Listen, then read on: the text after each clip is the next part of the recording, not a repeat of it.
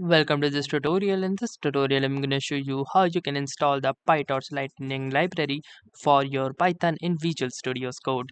So if you don't know about the PyTorch Lightning library, then it is a library that simplifies and streamlines deep learning model development by abstracting away boilerplate code and providing a structured approach to training, thus making it easier to focus on research and experimentation.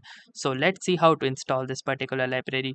So in order to install, you need to head on to the terminal of your Visual Studio's code and type in the following command, which is pip install PyTorch Lightning. Once you have typed in, simply hit the enter button and wait for the initialization process to begin. This includes downloading of packages and then installing them into our system. So let us wait for the same. And here you can see, once the installation has been successfully completed, you will receive a message like this in your terminal which says successfully installed Lightning utilities along with some other packages.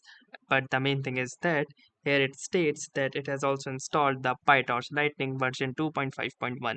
So that includes this main library as well as the prerequisite libraries as well. So now let's verify whether the installation has really been successful or not. So in order to do this, you need to type in the following command, which is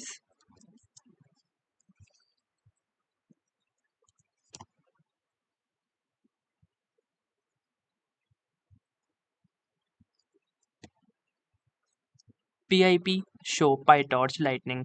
Once you have typed in, simply hit the enter button, and here you can see that it is retrieved me with some information like the version number as well as the location where this particular library or package has been installed. So that confirms that this library has been successfully installed into our system.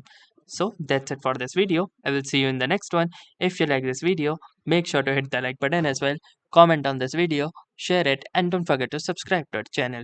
Thank you for watching and have a nice day.